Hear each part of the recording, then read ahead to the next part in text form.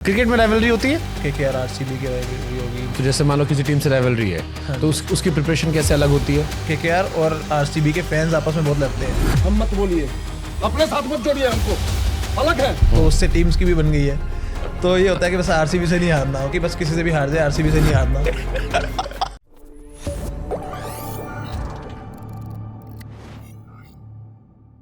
Cricket में rivalry होती है? होती है सर, हर जगह होती है। कैसी राइवलरी होती है? मैचेस में आप देखते हो, जैसे मान लो केकेआर आरसीबी की राइवलरी होगी, मुंबई और सीएसके की हो गई, तो ऐसे होती हैं सर। एक टीम दूसरी टीम की राइवलरी होती है सबकी। तो जैसे मान लो किसी टीम से राइवलरी है तो उसकी प्रिपरेशन कैसे अलग होती है? उस टीम की प्रिपरेशन ऐसे होती है कि बस इनसे नहीं हारना, कुछ भी हो जाए। उनके अंदर प्रैक्टिस सेशन में ये बात होता है कि ये मैच नहीं हारना, पूरा जोर लगा देना है। मतलब वैसा जैसे हम इंडिया पाकिस्तान में कहते हैं कि पाकिस्तान जीत जाओ, वर्ल्ड कप थोड़ा बहुत आगे पीछे कोई दिक्कत नहीं, बट ये हार गए, वर्ल्ड कप जीत गए तो भी मुंह खुला रहेगा। बिल्कुल बिल्कुल बिल्कुल। तो फैंस का ना अलग ही एक अपनी आपस में एक दूसरे की राइवलरी है कि केकेआर और आरसीबी के फैंस आपस में बहुत लड़ते हैं, तो उससे टीम्स की भी बन गई है। तो ये होता है कि बस आरसीबी से नहीं हारना हो, तो फैंस बहुत लड़ते हैं आपस में एक दूसरे से। तो बस वही, फिर हम टीम्स का भी हो गया आपस में। अब यही होता है कि बस किसी से भी हार जाए, आरसीबी से नहीं हारना, नहीं तो फैंस से गालियां बहुत पड़ेंगी। केकेआर वाले अब अगर हम हार गए तो केकेआर फैंस, मतलब उस मैच में तुमको दोनों साइड से पड़ेगी? दोनों साइड से पड़ेंगी। हार गए तो तुम्हारे अपने देंगे, जीत गए तो उधर वाले दे देंगे। वही, उधर वाले दें ठीक है, अपने नहीं देने चाहिए ना सर। घर का बंदा गाली नहीं देना चाहिए। तो इसलिए जीत जाओ। मेरे को एक मैच याद आ गया, वो अभी आईपीएल में था, क्रिस्टियन स्टफ्स ने आप पे 30 रन ठोके थे। हाँ जी, सबसे नहीं, उसने सर सबसे नहीं, ब्रेविस ने ठोके थे। ब्रेविस, हाँ, जूनियर एबीडी ने ठोके थे। Junior ABD, right sir. और भाई केकेआर वालों ने सोशल मीडिया पे जो भरा, बहुत गालियां पड़ी है सर। आदत सी हो गई अब तो। मैं बैठ के रिसर्च कर रहा था और मैं देखा भाई उसे एक ओवर ने सर पूरा मतलब ऐसा कर दिया कि जितना अच्छा कर रहा था वो उतनी गालियां पड़ गई। मतलब मैं जब रिसर्च करना शुरू किया तो मैंने कहा 17 विकेट बंदे ने पाया, हाईएस्ट विकेट टेकर है। फिर वो 30 रन वाले में लिखा अभी इसको रिटायर हो जाना चाहिए, अभी ये हो जाना चाहिए, ये हो जाना चाहिए, छोड़ दे, ये कर ले, वो कर ले। ओ भाई साहब, सब अच्छा चल रहा था, वो एक ओवर से सब हो गया। याद है कितने छक्के चौके पड़े थे? हाँ सर, 3 छक्के 3 चौके। पहली बॉल पे क्या पड़ा था? पहली बॉल पे 6 सर। फिर कैच छूटा अंकृष्ट से और वो 6 हो गया। वो कैच हो जाती तो वो 30 रन नहीं आते। गालियां बच जाती, मैच भी जीत जाते। हाँ।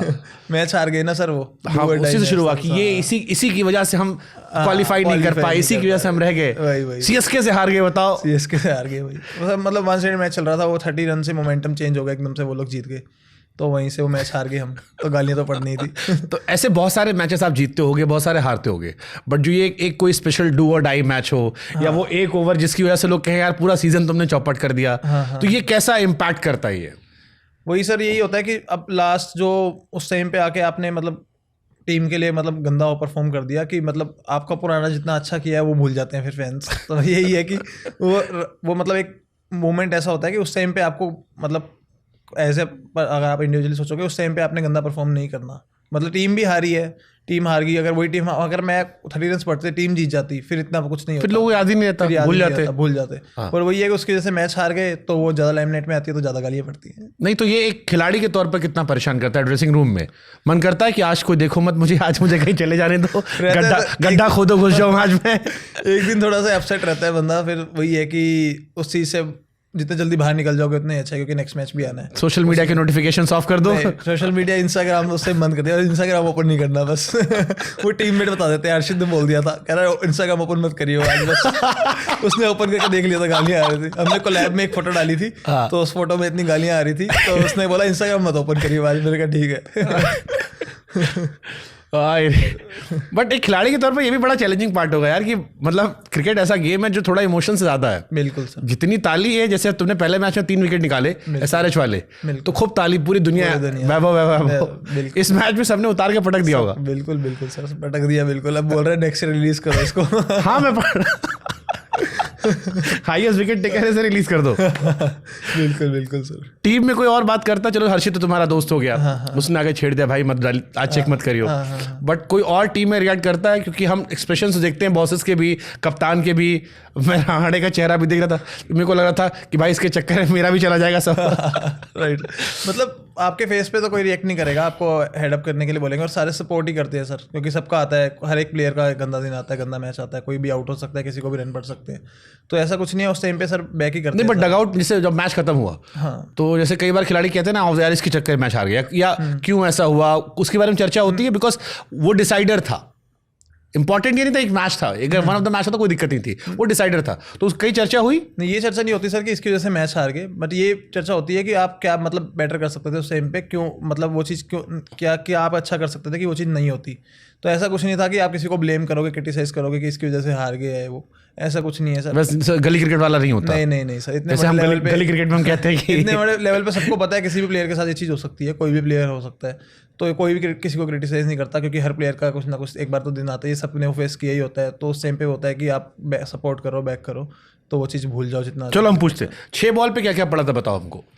सर फर्स्ट बॉल 6, हाँ ठीक है, सेकेंड बॉल 4, हाँ थर्ड बॉल फिर 4, हाँ, फिर 6, फिर 6, फिर 4। जिस पे गुजरती है उसको याद रहता उसको याद रहता है, बिल्कुल याद रहता है। Junior ABD. जूनियर एबीडी उस टाइम पे सर ऐसा हुआ कि लाइक विंड बहुत अगेंस्ट थी, आंधी आ गई थी एक बिल्कुल और अगेंस्ट मेरे, तो मैं रनअप में जब भाग रहा हूँ तो हवा से पीछे हो ही जा रहा हूँ, तो वहाँ पे जब मैं एम कर रहा था ना, वहाँ पे बॉल डल ही नहीं रही थी मेरे और से, फिर वो बॉल भी हवा के साथ और तेज भाग रही हवा के साथ, तो और 6 और वो जो फर्स्ट 6 आप देखोगे तो अंकुरित से कैच छूट के वो एकदम से एक्सपेक्ट कर रहा था नॉर्मल आ रही है, वो हवा से इतनी तेज आएगी, वो लेट ही हो गया, तो वो हवा से 6 हो गया। उसके बाद हवा से आप जहाँ बॉल डालने जा रहे हो वहाँ एम कर ही नहीं पा रहे, मैं वाइड होकर डालने जा रहा हूँ, सब में बॉल डल रही है, वो हवा से मतलब काफ़ी मतलब बायोमैकेनिक्स चेंज हो जाते हैं आपके बॉलिंग के टाइम पे, उस टाइम पे तो हवा से काफ़ी मतलब वो हो गया। हाँ मतलब जिसने क्रिकेट खेलेगा उसको आइडिया होगा। हाँ। कई बार अगर हवा उल्टी आ रही है तो सीधे छक्का मत मारो, बिल्कुल आउट हो जाओगे, टंग बट जाओगे। उस टाइम पे ये बेटर कर सकता था कि मेरे को पता है हवा सीधा आ रही है, तो मेरे को ग्राउंड के स्क्वायर्स में रन खाने हैं, सामने नहीं खाने, क्योंकि सामने तो हवा से ही ले जाएगी। हाँ तो वो उस टाइम पे अभी नेक्स्ट टाइम से ये रहेगा कि फर्स्ट टाइम मेरे साथ हुआ कि नेक्स्ट टाइम पे ऐसा कभी होता है तो आपको जिस साइड हवा चल रही है उसके अगेंस्ट मार खानी है। अच्छा, इस मैच में तुमने अकेले गाली नहीं खाई थी, अश्विन ने भी खाई थी। अश्विन ने हाँ, उन्होंने एक स्टेटमेंट दिया था कि जूनियर एबीडी जो है इसको लेके मैं श्योर नहीं हूँ क्योंकि इसका स्पिन पे स्ट्रॉन्ग जोन है। हाँ। तो लोगों ने लिखना शुरू किया तो वैभव अरोड़ा स्पिनर है।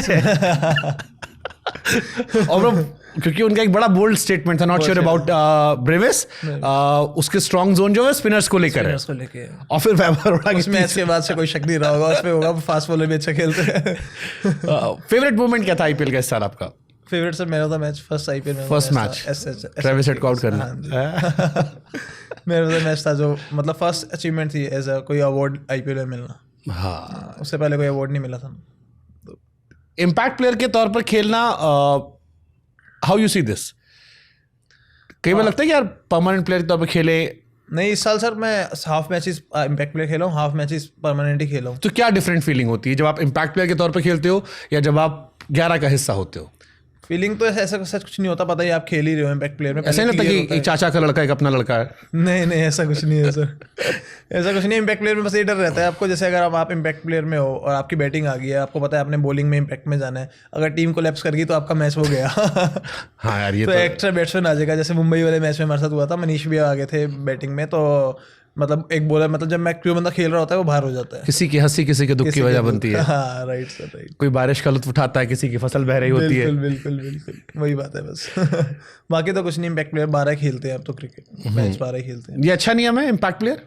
अच्छा है सर मेरे हिसाब से, क्योंकि एक अपॉर्चुनिटी एक्स्ट्रा मिल जाती है एक प्लेयर को। जैसे अब 11 खेल रहे हैं तो अब 12 खेल रहे हैं, 12वें पर्सन को एक्स्ट्रा अपॉर्चुनिटी मिल रही है, तो मेरे लिए मेरे हिसाब से अच्छा है। आई थिंक बहुत सारे नए बच्चे इम्पैक्ट की वजह से हाईलाइट हो गए। बिल्कुल, शशांक हुए शुरू में, आशुतोष हुए, आप हुए, हर टीम में 1-2 बच्चे आ गए जो इम्पैक्ट के चलते शायद मौका मिल रहा वरना ना मिलता। राइट सर, ऑलराउंडर्स का नुकसान है सर। आपकी टीम में तो भरे पड़े हैं। बट जैसे अब ऑलराउंडर है, वेंकटेश बॉल डालते हैं, रमनदीप आप देखोगे एक ओवर भी नहीं डाला पूरा। यार ये बड़ा एक कॉमन क्वेश्चन मेरे पास आया था कि केकेआर अपने ऑलराउंडर्स का इस्तेमाल क्यों नहीं करती है कायदे से? उनके पास रसल है, उसका भी पूरा इस्तेमाल नहीं करते। वेंकटेश अय्यर है, उनके पास रमनदीप है, तीनों का उतना अच्छा इस्तेमाल नहीं होता जितना होना चाहिए था।